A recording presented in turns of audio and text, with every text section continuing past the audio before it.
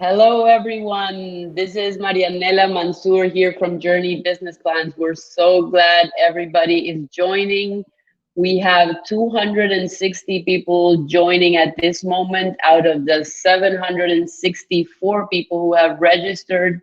Everybody, please welcome. Thank you for being here.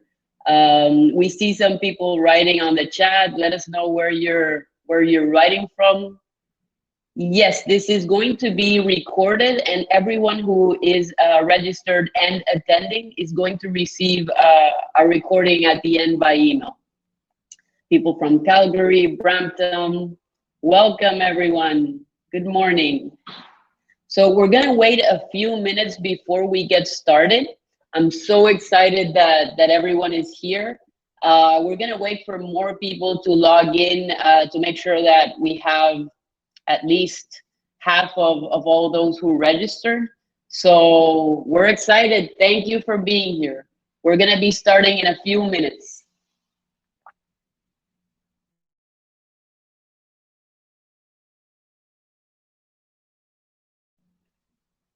Hi, everyone. Welcome. Good morning from Vancouver, from Ottawa, Calgary. Wonderful. So once we get started, I'm going to introduce the guests that we're going to have, and then the questions and answers, feel free to send them in the chat, and we'll be getting to those at the end, okay? Today, we're talking about the startup visa and getting the letter of support. Welcome, everyone. We'll be starting in a few minutes.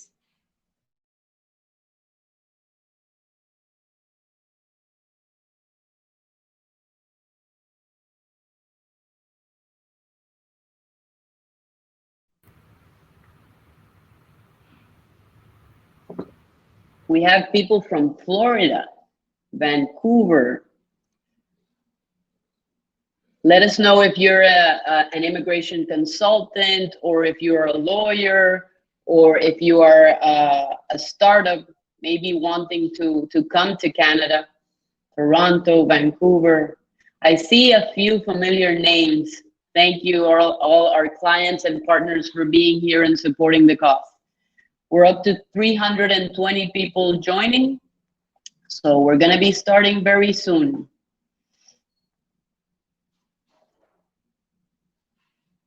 Winnipeg, immigration consultants, Pakistan, immigration lawyers, wonderful.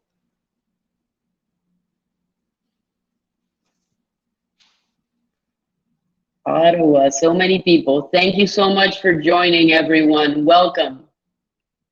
We're so happy to be having these webinars and providing valuable content for all our clients and partners.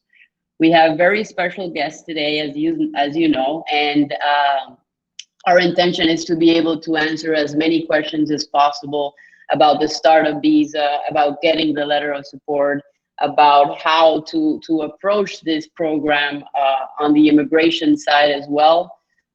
So I'm happy that you can all be here. I think we have enough guests to get started now. So great. So welcome everybody again. Thank you all for being here. A lot of people will be joining throughout the webinar, but as I said at the start, all of you are going to receive the recording. So if you registered and if you attended, you will also be receiving the recording by email. It's going to be today or tomorrow, okay? Great.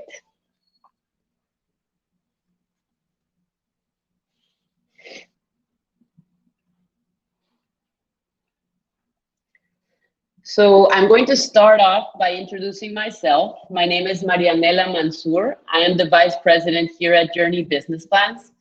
We are a company that specializes doing business plans for immigration, among business plans for other purposes, such as raising capital, for financing, and more. We are a global company consisting of 3 offices, one in the US, one here in Canada, and one in Paris.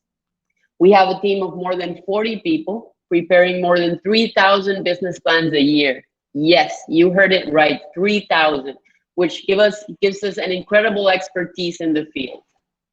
Our Canadian office is focused on preparing business plans for federal programs and for many other programs.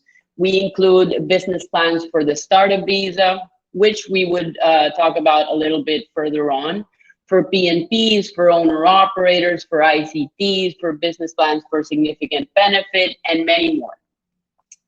So today we bring our guests with the objective of giving our clients and partners valuable information on different topics related to the startup visa in Canada. We have been getting many questions from our consultants about how to reach out to a designated organization or who to work with to learn about the process. And even though we are focused mainly on providing the business plan for this program, we wanted to bring in some experts in the matter so they can answer some of those questions for you. These are independent companies that provide separate services from Joorney, which have been invited to share information, okay? I also wanted to clarify for those who don't know our work that we are not providing any legal services. We always leave the legal matters to our partners, consultants, and lawyers. And we are not providing the letter of support for applicants. So I wanted just to make that clear. We offer business plans, pitch decks, and financial modeling for our clients and partners, and we will be discussing them more in detail during the webinar. So many of you already know our work. Some of you may be new to us, and I welcome you all to this webinar. We are very grateful to have you join, and we are excited to present our guests today. So first off, we have some members of our team. We have, let me just show them in camera so that I can showcase them a little bit. So we have Matthew Wolf, our head of advisory. Hi, Matthew. And we also have Uros. Let me show him as well. Here is Uros with the map of the world behind him. And we also have Tanya. Hey, T. So Uros and Tanya, they are our account managers. So some of you may have already spoken to them, and those who haven't, you will probably be talking to them soon. Okay, so now for our guests, 1 second so that I can showcase them. So we have Upasana Sharma. She is founder and CEO of IQ Canada. She's an expert in the Canadian Startup Visa Program, and Upasana has successfully launched several global startup companies in Canada. IQ Canada is one of our current clients, and they handle the startup visa process from A to Z. And they are a good resource for many of you consultants and lawyers who would like to know more about how to approach this program if it's maybe the first time that you would be doing a startup visa. We will be listening to Upasana a bit further along. So thank you, Upasana, for joining us today. Thank you, Marianella. Now I would like to introduce our main guest, Marshall Ring from MTA. So MTA, Manitoba Technology Accelerator, is a leading participant of the Startup Visa Program in Canada. They have the gold standard of designated institutions, and today we are going to learn more about why that is. They are working very hard to provide support to many startups and entrepreneurs looking to come to Canada to grow their business on a global scale, generate jobs, and be successful on their unique ideas, which is what the Startup Visa stands for. MTA is currently supporting startups from the idea stage all the way to businesses that are at the growth stage. Marshall has been involved in company formation and commercializing early stage technologies since the late 90s. He is very committed to providing executive mentoring and building a strong network for startup visa members. He has a great reach into many national markets, service providers, and investors. Welcome, Marshall. We're so happy to have you. Oh, it's a pleasure to be here. Thank you for organizing it. It's wonderful. Wonderful. So, so tell us about MTA, Marshall. Who is MTA and what does MTA do? Yeah, thank you for the introduction. As mentioned, my name is Marshall Ring, and I'm the CEO of the Manitoba Technology Accelerator. MTA. And so MTA, first and foremost, is a business incubator / technology accelerator. And we help people translate innovative, disruptive technologies into businesses. So I recognize there's a number of folks here on the chat from Canada, and our probably most famous, certainly our most famous example of a technology company that we helped build was Skip the Dishes. So they came to us with 2 employees, and we helped see them all the way through to their acquisition phase. So we have some pretty good experience in starting and scaling companies that can compete on a global scale. Again, premised on the fact they have disruptive technology that we can work to commercialize. So MTA helps, we carry about 20 companies in our commercialization business unit. We have a fair bit of experience in the medical device stage as well as clean tech and software. So our first business unit is the commercialization business unit. Our second business unit is the startup visa business unit, and that's why I have the pleasure to speak about today. Marianella, you referenced that MTA is considered the gold standard for the startup visa program from the designated entities that are in the incubator space, and it's it's one thing for us to say it, but I didn't even realize we aspire to be the gold standard, and we're very structured and rigorous on how we manage our process and the services we provide to clients. But there was a Government of Canada decision maybe about 8 months ago that had some of the immigration consultants and lawyers and startup visa clients interested in the results. And there was a company called Viatech, an organization called Viatech out of Vancouver, Victoria, BC. And they posted up a story on their newsletter saying, this decision shows some of the areas of concern with the SUV program, but MTA's program, which is now the gold standard, helps to ensure that the clients would not be negatively impacted by the Government of Canada's decision. So it was actually Viatech who we thought we were running a gold standard program, but kindly enough referenced MTA, and also Mana Husseini from Bay Street Firm was in that article that Viatech put forward, calling us the gold standard. Oh, wonderful. Really, at that point, we recognized that the market, the service providers, and the clients did appreciate the rigor and the process that we had. And then how do we get to be the gold standard? We do 3 things, and we do 3 things really well.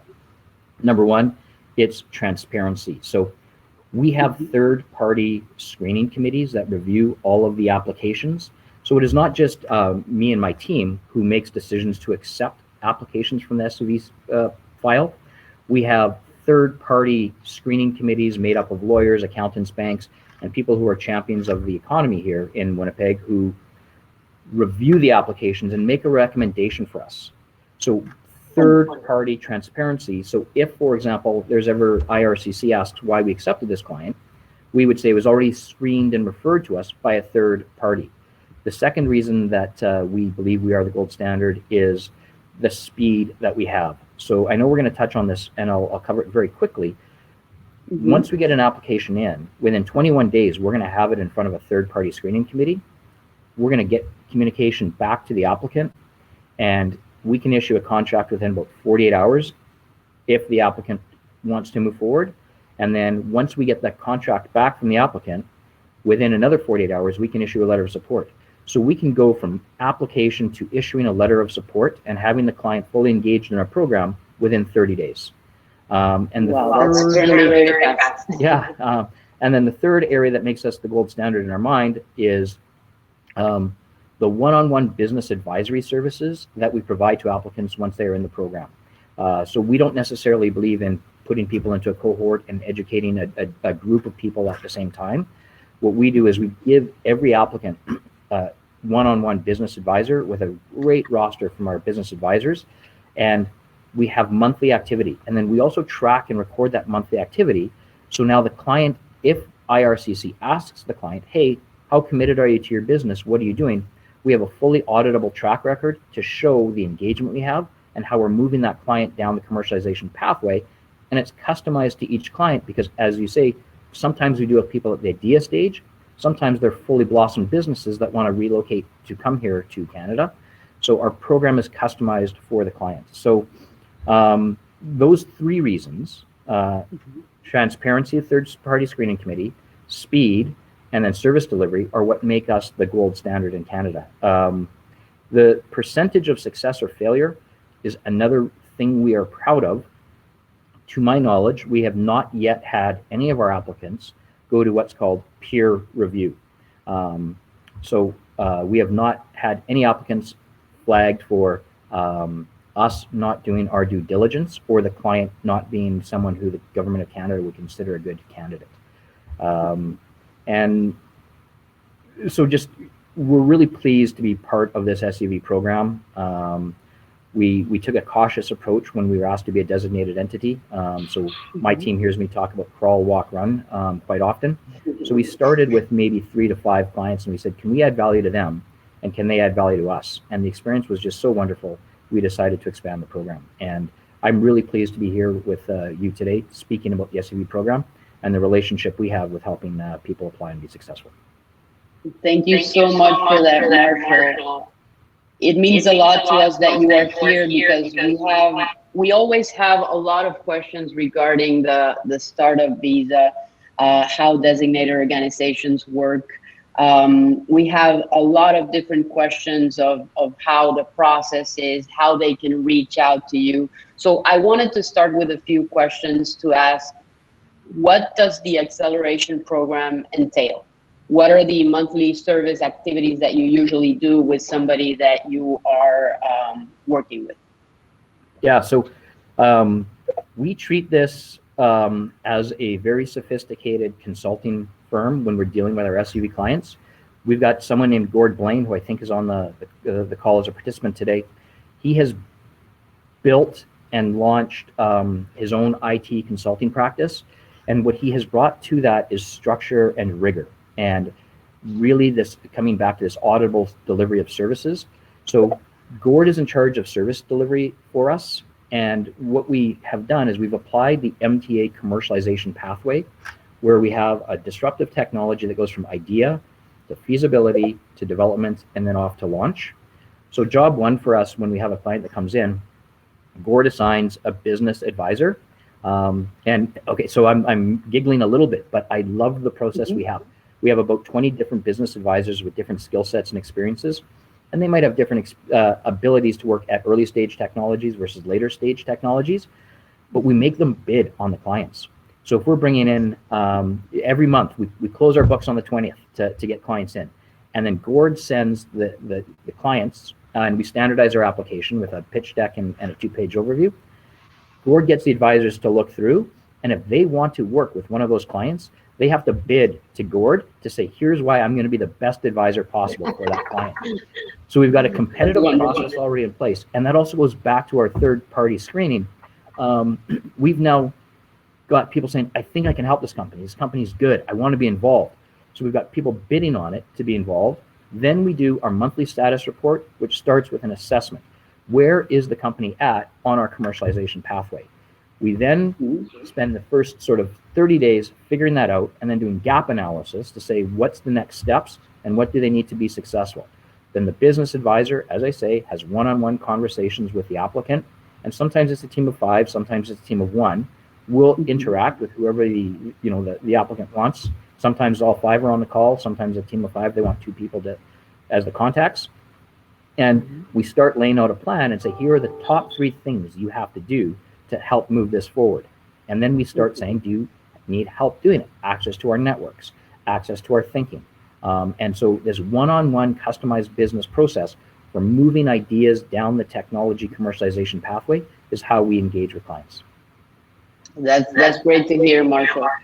And I see that usually we talk to you, but you have a whole team behind you, and that's the important part of this. You are adding value throughout the process. Once you identify that there's a company that has a chance to be able to have a unique idea, to generate jobs, to scale on a not only Canada but on a global scale.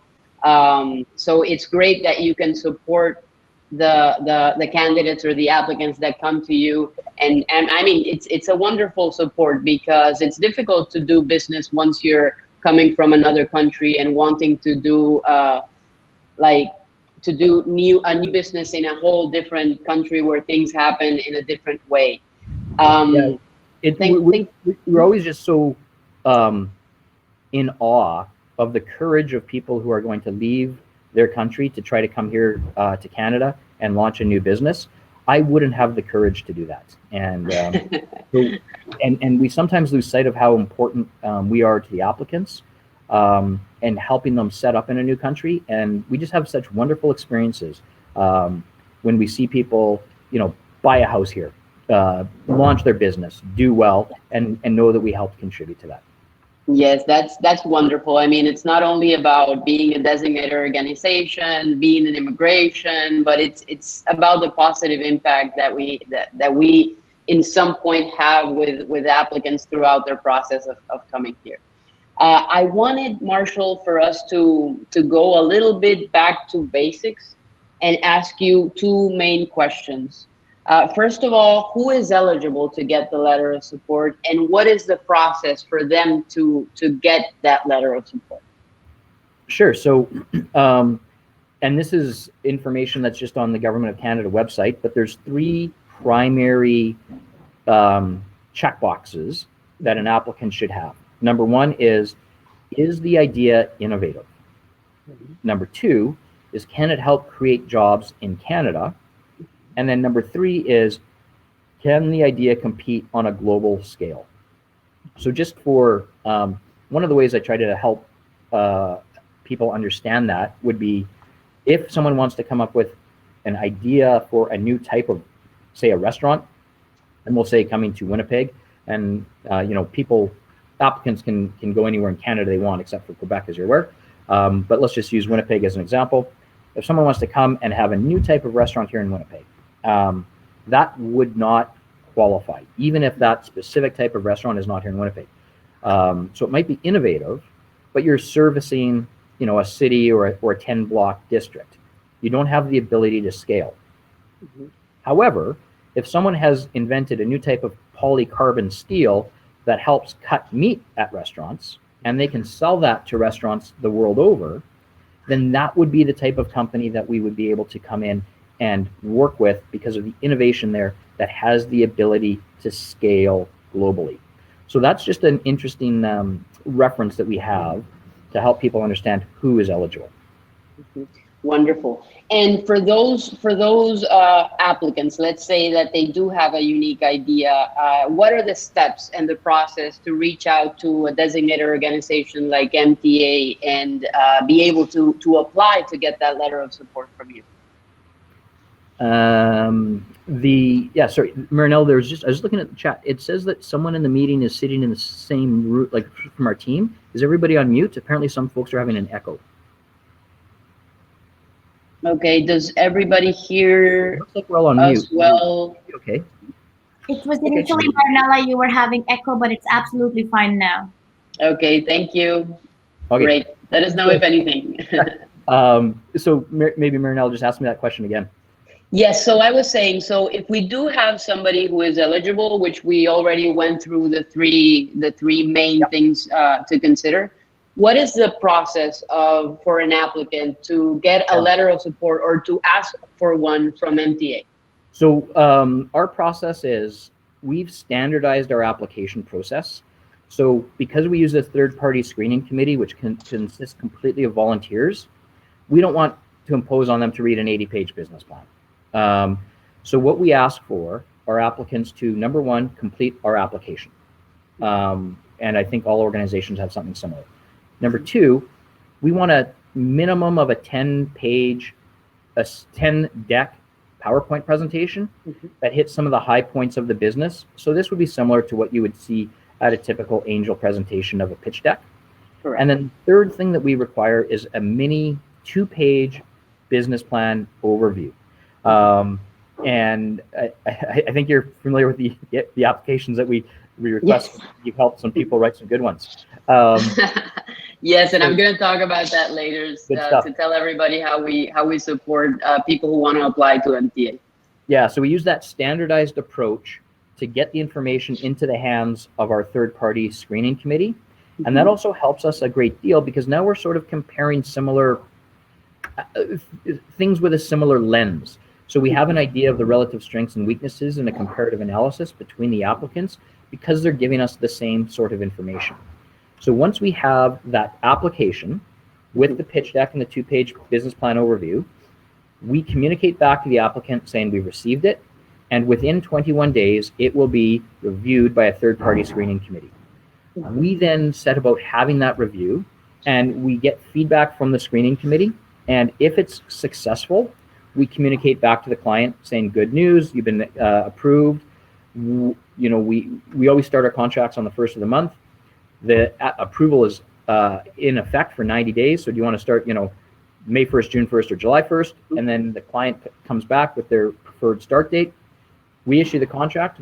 They sign the contract and give us a deposit for the first 3 months.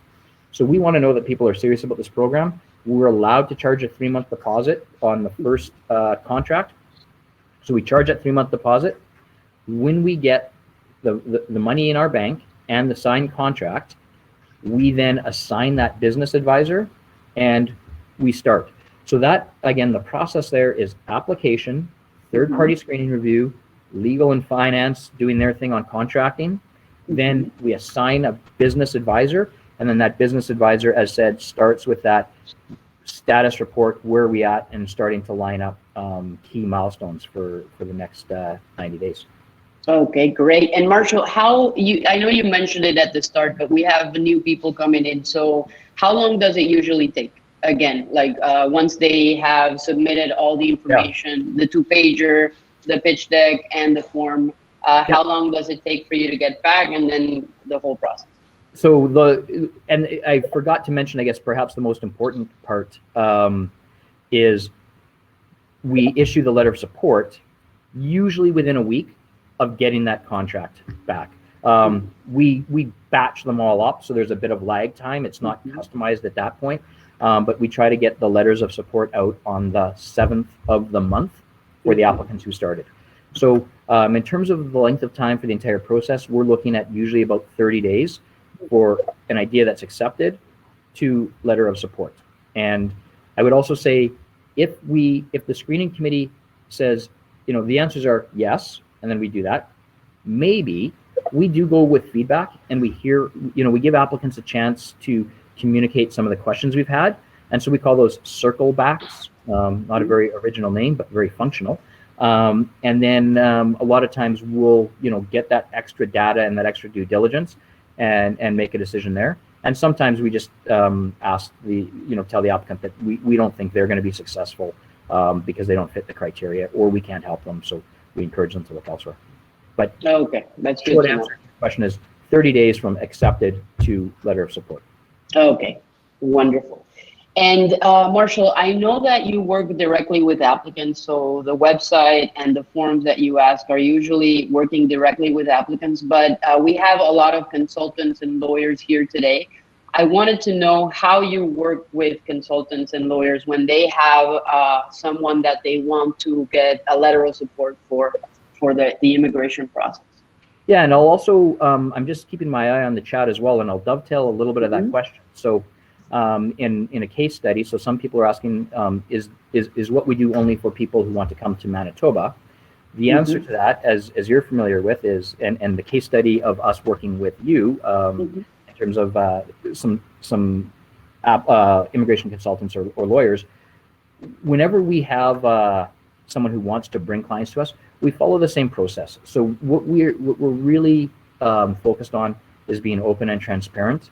And I think we've had some questions, I don't know if any are on the chat there, of do we ever pay a commission to an immigration consultant or immigration lawyer for bringing us clients? The answer is no. We don't ever want to compromise our position of independence. We also don't want to get into the business of being lawyers or immigration consultants. We're not authorized to do that. We want to stay in our lane. And if you think of a swimming pool, a swimming race, we know what our lane is, and that's to provide good service to help clients commercialize their technology and do it in a fashion that is supported by IRCC. So the client is successful, we're successful, and in the case of the immigration consultants we work with, they're successful.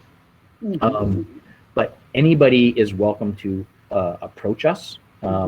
And the same way, even if somebody wants to eventually set up their business in Toronto or Montreal, I shouldn't use Montreal, I was using New Marianella as an example, but in different parts of Canada, we deliver our program virtually for a lot of clients who wait until they get their PR and then they choose to come to Canada. So this is actually a national program, and we've cleared this with the government of Canada as well. You know, I want people to come to Manitoba, and I'm saying if they're working with MTA, shouldn't they have to come to Winnipeg or Manitoba? And the Canadian government said, no, you know, we want the applicants in Canada, and this is a Canadian program.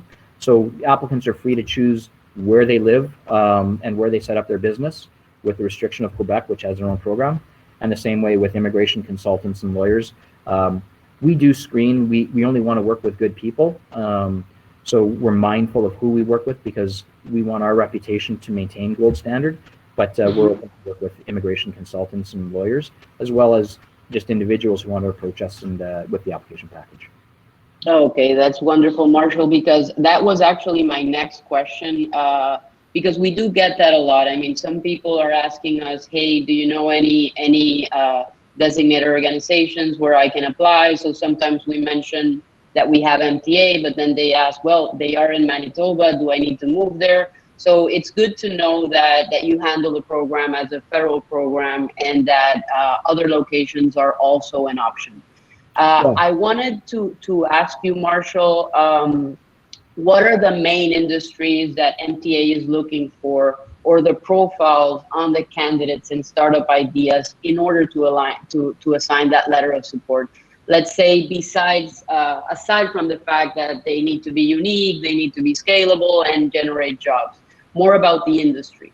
Yeah, so I should also communicate that there's no, when someone applies for us to go for that third-party screening committee, there's no fees associated with that. We do all of this, and I don't actually think the government of Canada allows fees to be charged for processing by the designated entities. I'm just commenting, I saw some chat on that. We in terms of industry sectors, we don't have a specific focus. There are things we like, but it's not that we're going to not accept an idea because it's not within our industry sector focus. We really like medical devices.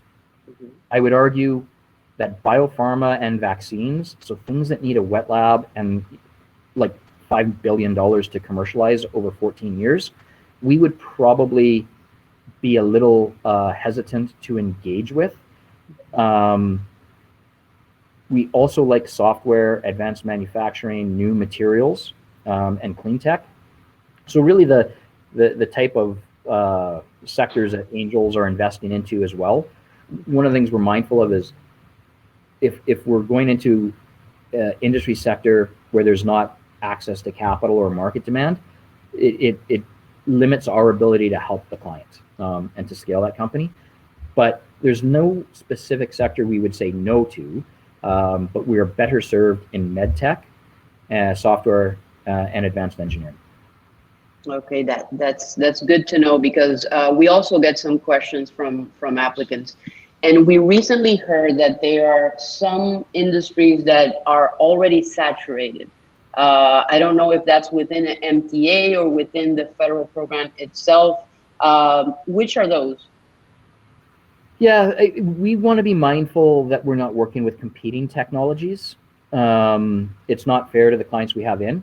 What we do is a very distinct firewall between advisors if we have companies that are in competing spaces. But what we usually find, so let's just say it's making computers. There's lots of parts that go into a computer. So what we actually try to do is find someone who can make the screen, someone who's making the keyboard, someone who's making the microprocessors. And if they're complementary, we have in the past connected our SUV applicants to each other, and they still have individual companies, but at the same time, it's a case of 1 + 1 = 3, where we can find collaboration and strategic relationships. So I know I'm not exactly answering your question about where there's saturation. We will try to stay out of areas where we enter into direct conflict, but we are mindful that a lot of technologies can be collaborative. in the space to represent a full product offering or components within that. So there's no real answer to the question of which spaces should we stay out of because of saturation. We still look for unique points of differentiation within the applicants, and it doesn't come back to a sector, it comes back to the technology. Okay, so that's good to know. So it's all about not only the acceleration process and the startup visa itself, but it's also about the networking that you do within the applicants that you're receiving and you're providing the letter of support with.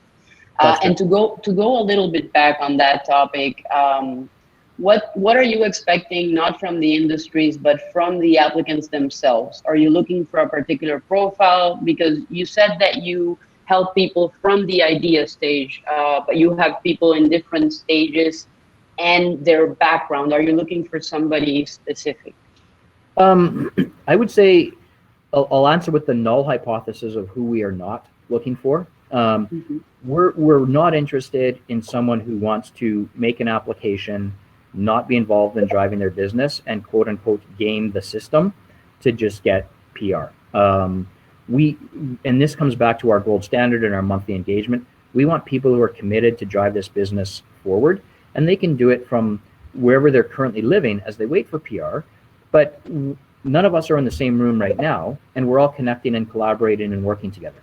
So regardless of where the applicant sits, they can still work towards driving their business forward. And I recognize it might not be a full-time job, but it should be at least a pretty committed passion and a part-time job. So we want people who are going to be active and really try to commercialize their technology or grow their business. Okay, great. Thanks for sharing that, Marshall. Yes, we actually have a lot of questions regarding this. They are also always asking, I only have the idea, I don't have a company abroad that is working on this particular project. So we get that question a lot, and we always say that we know a few designated institutions. Just to interrupt, one of the things that we do when we do have an idea stage and people need to flesh it out is, as you're familiar, we often say go talk to Joorney, because they can help you from that idea and reference it and build it through. So there's lots of opportunities for, if you have an idea, there's people around that are good that can help you and can drive it forward. So that's why we're happy to take an idea stage and help people with access to our network. And you're a great resource that if people have ideas but they don't know really how to get it presented, as a resource to help people move forward. Great, thank you for that, Marshall. And yes, I think it's a good moment to tell people how Joorney is involved throughout the process. I'm going to go with some of our slides. We've gone through some of the questions already. And let me go, how Joorney helps, okay?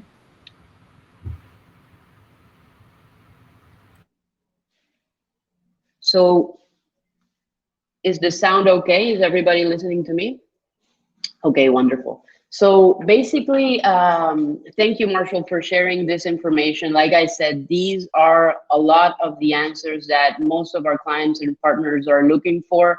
So we already know the process. We know who is eligible, what the steps are for an applicant, a consultant, or a lawyer to reach out to a designated organization in order to get that letter of support, the time that it takes, what industries and what applicants they are usually looking for, specifically with MTA. So Marshall was explaining that in order for an applicant to get a letter of support, they have 3 documents that they request, and they have it on their website.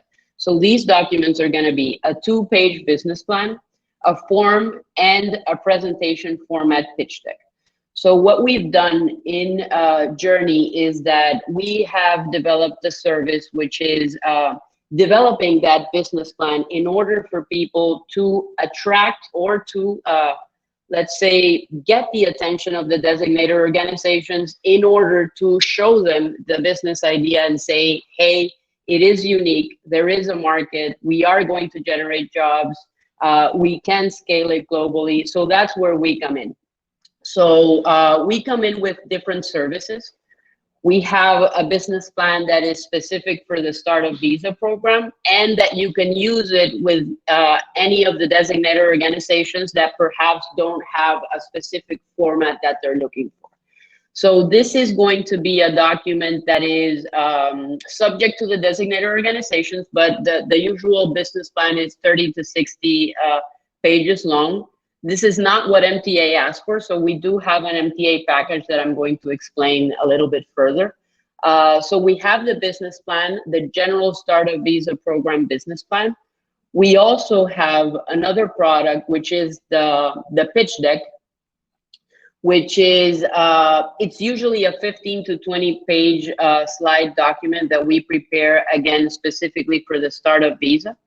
And then regarding what Marshall was explaining is that sometimes MTA gets a few applicants that are interested in explaining what they have as a service or as a product, and sometimes they don't have the documentation in order to apply.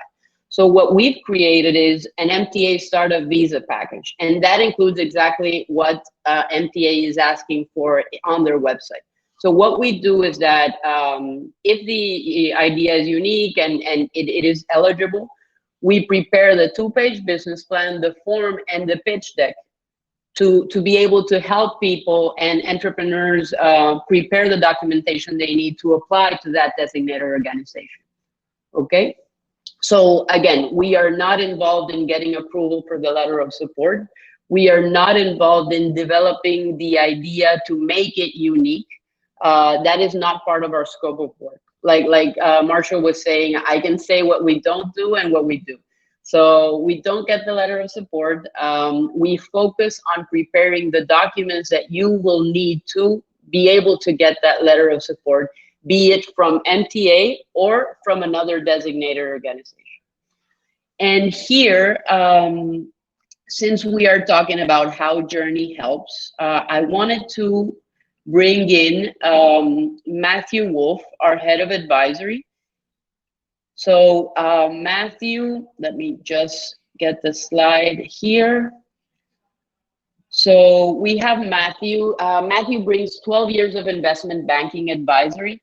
And basically what we do, aside from the Startup Visa package, is that we also help people prepare other types of documents. So for example, we do investor business plans, pitch decks, financial models.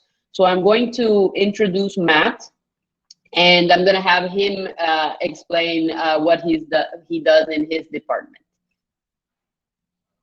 Hi, Matt. Hi, great. Thanks, Marianella. It's a pleasure to be on this webinar with everybody to give valuable information to everybody that's looking for it. So we've been talking about Joorney Immigration. One of the other divisions that we have at the company is Joorney Advisory, which is, as Marianella said, and as that slide showed, is what I lead. And we've had this division since the end of 2016. Essentially, in our advisory division, we take a comprehensive approach to building the documents that are needed to successfully capture investor funding for an early or growth stage venture. And we do this by advising our clients and building 3 key deliverables that will help them achieve their goals. Namely, we do this through financial models, investor business plans, and pitch decks. We also put together executive summaries and teaser documents as well, but they're all within that scope of what I call the pre-transaction phase, the marketing solicitation documents that an early stage or growth stage venture needs to be able to successfully enter into the transaction and entice those investors that they're looking to get funding from. So I mentioned 3 things: financial models, investor business plans, and pitch decks. Basically, for a financial model, it's an essential step in comprehensively building out a business's numbers. And it is the mathematical representation of a business into the future.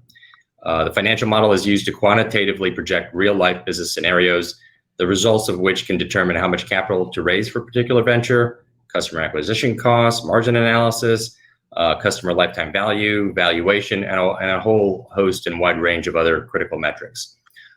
For investor business plans, for large, depending on the industry, a large number of startups will need an investor business plan, which can be a critical document for anyone seeking to raise capital for their new business. Having successfully created documents that have assisted our clients in raising millions of dollars specifically with the business plan, we have a keen understanding of what investors are looking for, and therefore we use that knowledge to craft the business plans and all of our deliverables accordingly. So to do this, we work very closely with our clients to provide advice on improving the weaknesses in the venture and developing a strong narrative that showcases its strengths. Lastly, the pitch deck. Investors are constantly seeing potential investment opportunities across their desk, and therefore they don't have the time to initially read through a full business plan as an introduction to an opportunity. So the pitch deck is a graphically engaging, concise version of a business plan, and it is a critical presentation that is used to initially capture the interest of potential investors. So the idea is the combination of these three deliverables plus the conversations that investors would have with the founding team will be sufficient enough for those investors to make a decision whether or not to go forward. If the decision is positive, they will sign a letter of intent or an LOI, enter due diligence, try to validate everything that was presented to them thus far to that point, then enter negotiation and hopefully result in a successful closing. So that's what we do in our advisory division. We're here at your service to learn more about your venture. So please reach out to me directly or the Joorney advisory team. Thanks very much. Thank you so much. Thank you so much, Matt. This is very valuable information about the services we provide. So linking this back to the start of Visa, so usually people reach out to us, either consultants, lawyers, or end clients. They are wanting us to help them through the startup visa process. So the way we help is to prepare either the business plan, the pitch deck, also financial model if they need it, or a particular package for a designated organization. So from the advisory team, what Matt was mentioning, it's also very valuable, maybe not necessarily with some of the incubator designated organizations, but when we're targeting angels and VCs, that's where the financial model is going to come in. Maybe a more thorough and deep scope business plan, a longer pitch deck. So we also help applicants and consultants and startups on that end. And then on the startup visa part, we have the startup visa business plan, the long format. We have the pitch deck. And like I was mentioning and going back to MTA, we have developed a package specifically with the 3 documents that MTA requests. So if you have a particular applicant, or if you are an applicant and you have your unique idea, we will help you put that in writing and in documents that would be suitable for you to apply for that letter of support.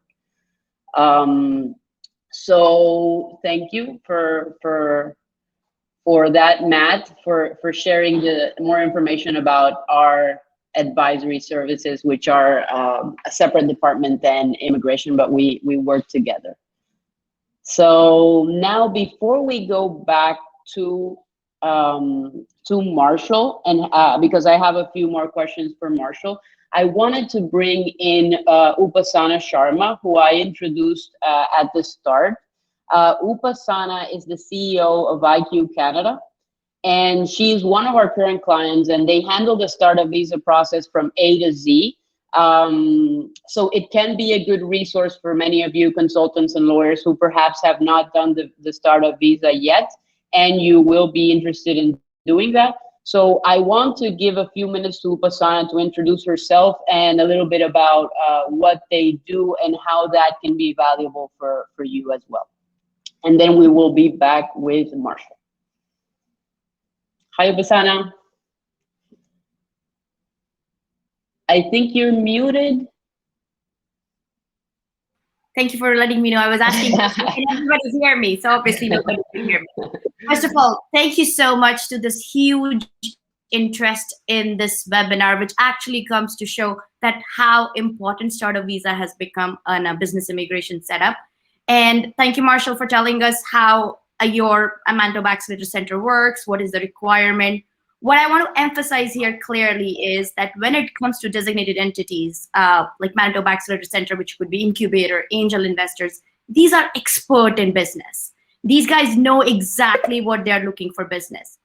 And then service providers like Joorney, when they come, they can create that content for you, what you need in business. So now so you have two pieces of puzzle here, the designated entity here, where in this case is Manitoba Accelerator Center, and we have other designated entities at which you can see on CIC website. And then we have service provider like Joorney. Where do we fit in? And as Marianella said, we are a combination of service providers, which are end-to-end. This is how we are end-to-end. When it comes to business immigration, there are two aspects of it, business and immigration. And most of you over here are experts in the second aspect, which is immigration. What we bring to the table is help with the part known as business. Because unlike other immigration programs, the ONIPs, the PNPs, you can actually put the application directly to the service provider, which could be PNP. And we know they are experts in a business part, but it is less. But when it comes to start a visa, you can't even put your application in till you get the letter of support, and you all know that. And that letter of support comes from incubators, accelerators, angel investors, and VCs. And what are these organizations? They focus on business. What we do is IQ Canada bring all the service providers, other than the immigration lawyers, people who need help to make this whole process workable. Joorney is one service provider. As you know, in startup visa, innovation is the key. You can't go beyond showing your company needs to have an innovative business idea. The most strong evidence of innovation is intellectual property.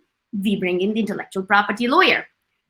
Maybe some of the, I would say, incubators don't need that you need to be incorporated. But when you go to angel investors, and typical the practice is that the company needs to be incorporated. There needs to be a corporate structure. Are you going to manage it, or your client is going to manage it? We solve that puzzle too. We bring the corporate lawyers. So what I want to say is end-to-end service providers, which are required to make the startup visa happen. We bring those service providers to make your client and all the immigration consultants and their life easy. You focus on the immigration part, which you know much better than most of us here. We know the business part, and we will make that business part happen. And I'll explain you how and how these puzzle pieces all come in place. Instead of you calling 7 service providers, you call us. We bring all the service providers that need to provide services to make startup visa happen for your client. Let's take an example.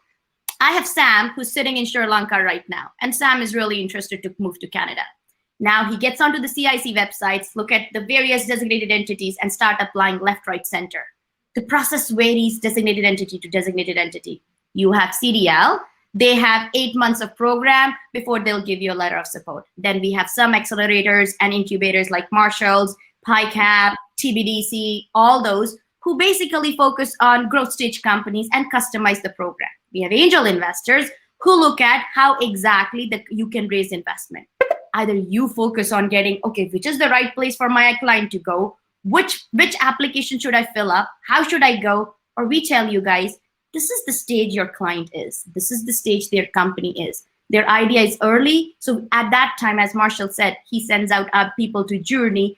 Joorney and us work together on sometimes on making these ideas work, because it is creating a whole somebody's idea into something minimum viable product. Is it going to work?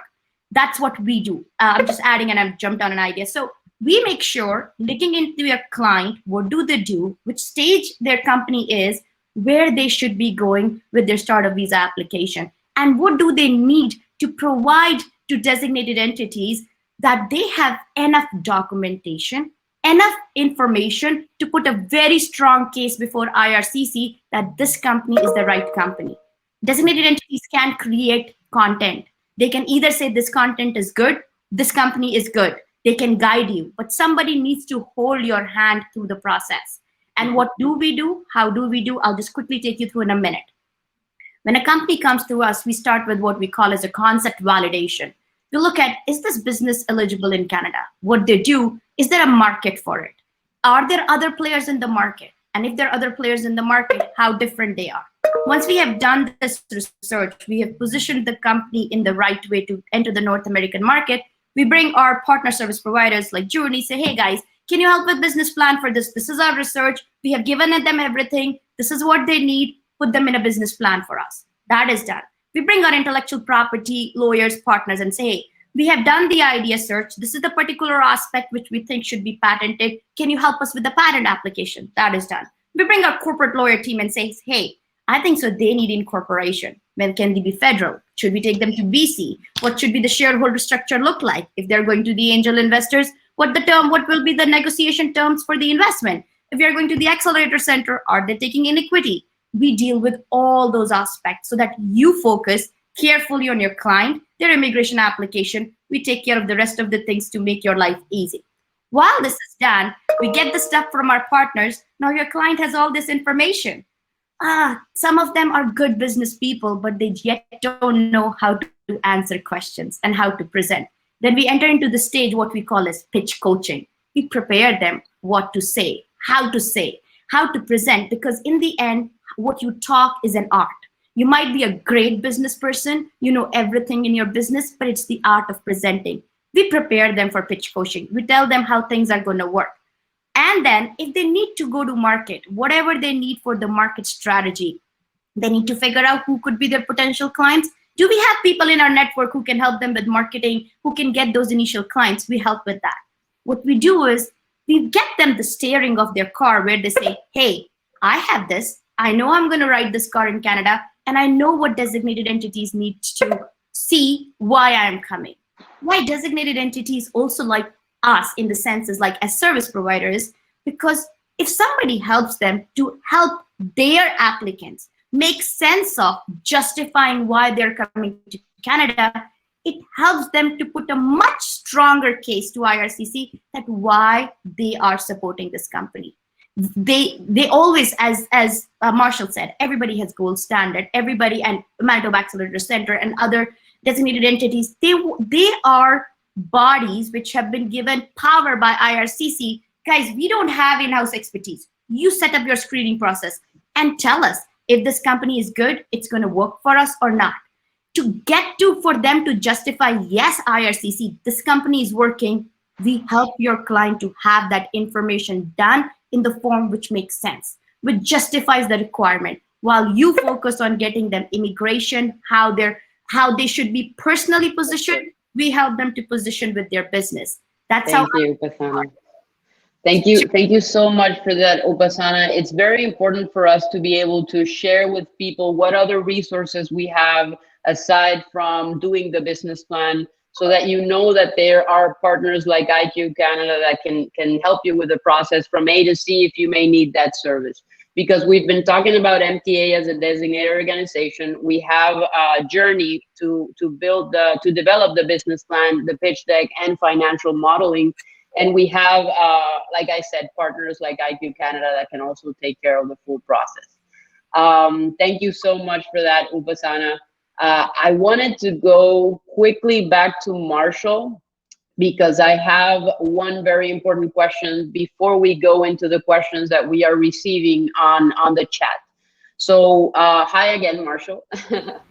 So I wanted to know, Marshall, before we go into the Q&A, how much you charge for your services, because a lot of people are asking us that, and then we'll wrap it up with the Q&A. Yeah, so it's variable depending on how many people are on the application. Our set fee, so if there's one person applying, our fee is $2,100 a month. If there's every other person who applies, up to 5, we add $500 to the monthly fee. So a team of 1 would be $2,100, a team of 2 would be $2,600, a team of 3 would be $3,100. And we have a maximum term of 18 months.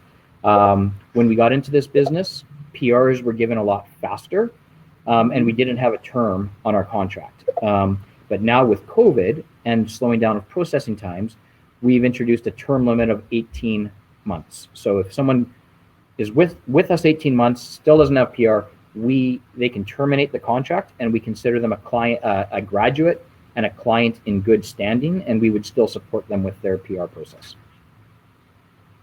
Thank you for that, Marshall. That answers a question that a lot of people were asking. So now let's go to the Q&A. Okay, so Amar Rehman, he's asking if somebody has an innovative idea already executed or ready to be executed, does Joorney guide us with which third-party incubator or angel investor should we approach? So the answer, that's more of a question for me. So the answer here is we prepare the business plan, the pitch deck, or the package that you will need for a designated organization to give you the letter of support. We do not help you reach out to them and make that part happen. So usually you could go to a partner such as IQ Canada, like Upasana, or you can do it yourself as an applicant or through a consultant or a lawyer. So you can do it yourself. So we do not take care of reaching out to those third parties, but that's why we also wanted to bring in Marshall to show you that there are options and to provide their contact details so you can reach out. Okay. We have another question. If an applicant has an innovative idea but doesn't have a company yet, will you accept them? That's a question for Marshall.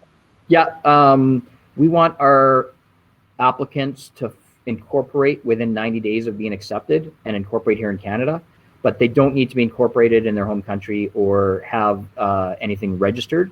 We're focused on that disruptive technology, and then we're gonna, part of the process is, we'll introduce them to lawyers and accountants to get them going, but you don't need to have a functioning business to apply. Okay, thank you, Marshall. We have another question. Can you explain how we can have up to 5 families on one startup project and what should be the value of the project? This is a question from Nadir Kazaruni. Hi, Nadir. Thank you for the question. Did you want me to answer that one, Marianella? Yes, please. Sure. So you can have up to 5 people on the application, and each person can bring their dependents and spouse. So in terms of the value of the project, I'm not sure what that means. I would go back to the criteria we would have to accept. Has to be innovative, ability to scale globally, bring jobs to Canadians. And one of the things to be mindful of is if you are putting, everybody who's put on that application has to be important to the business. Or critical to the business, not urgent for a work permit, but critical. So you can't have, like they should be vice president of engineering, vice president of sales, CFO. It shouldn't be someone who unlocks the door every morning. That wouldn't be considered an essential person to the business. Okay, so it is not about the value, but it needs to be eligible with the 3 considerations for the startup visa, but it doesn't necessarily have to have a projected revenue of a certain amount. That is correct. Okay, great. Ying Ying Liu asks, does MTA also help the startups get capital funding? We do a little bit. That's outside of scope of the regular SUV contract, but we are in the process of raising some capital for one of our clients now, and we also have I manage an angel investor group, so we will help clients get capital, but that is outside of scope of the SUV services contract. Okay, that's completely clear. And also on our end, on the Joorney side, through that process, we also have, like Matthew was explaining, the services of advisory where we prepare the pre-transaction documents that you would need in order to raise capital. So we can also add value in that regard. We have a question from Ramin Mirsadegan. How much does the 2-page business plan cost? So basically, as I was explaining before, we have a package for MTA, not only the 2-page business plan, but also the pitch deck and the form. And the price for that, the starting price is $3,000.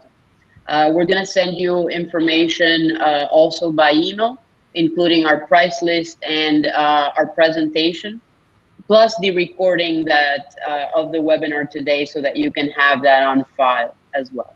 Thank you, Ramin, for your question. Okay, we have a question from Puya Gasemi.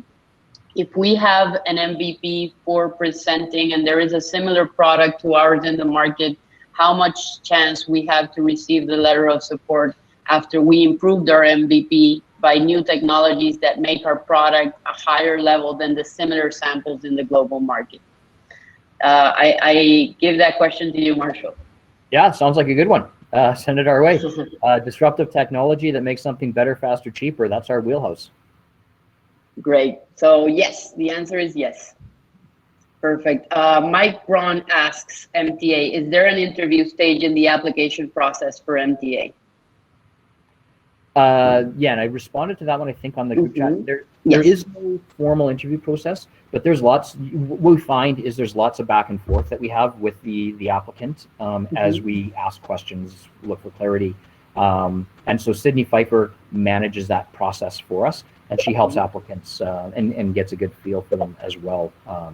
And frankly, that's a bit of our due diligence process as well. We want to see people who are responsive and polite. Great, wonderful. Thank you, Marshall. The other question is for us. Does Joorney assist with coming up with an innovative idea that will be acceptable for the SUE program and incubator, etc.?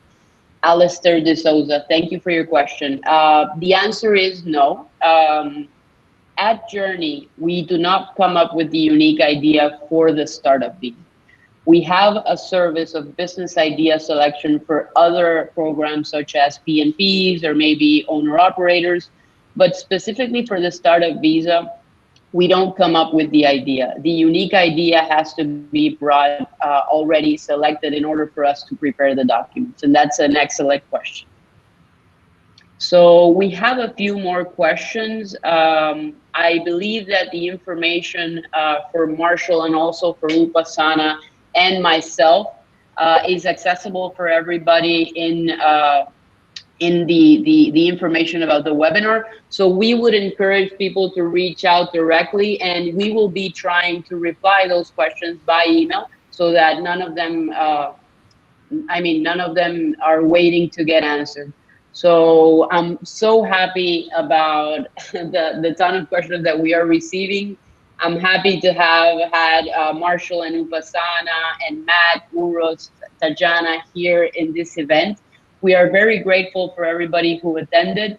We're wanting to, as soon as this webinar is done, I believe between today and tomorrow, we are going to send the recording so that you can have this information on file. We'll give you the information of Marshall in MTA so that you can reach out to him if you have any questions. We'll give you the information for Upasana Sharma on the IQ Canada side so that you can also reach out to them. And our information is going to be available, and we are going to answer the questions that we have that we perhaps could not get to. Please also let us know what other topics you would want us to touch on regarding the startup visa or other topics that you would want us to talk about in our webinar. Thank you everyone for being here. We're so grateful that you participated. We had more than 400 people log into this webinar, so we're so excited to be able to offer valuable content to all our clients and partners. Thank you so much for being here. Please reach out, and please keep sending us questions so that we can have valuable content for you each month. Thank you very much, everyone. Thank you for participating.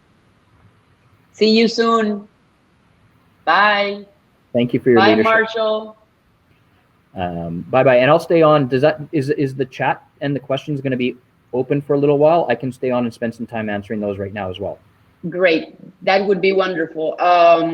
So you can do them through the chat, and then we'll end the meeting here, and each of them will have the answers to those questions as well, because we do have very, very good questions right there. Thank you, Upasana. Thank you so much, Marianella. Thank you for having me, and thank you, Marshall, for sharing such valuable information to get hands-on information how a designated entity works, and especially how Manitoba Accelerator Center works. And thank you for the participation, because that also shows that how vibrant our immigration consultant and lawyers are, who need to want to get the right information to help their clients in the best possible manner. Hats off to you guys. You make Canada great by getting right people and making this country vibrant and make us help all grow. Thank you so much, everyone. Thank you, Pasana. You bet. Thank you. Thank you, everyone, again for being here. Bye. We'll see you soon. Bye.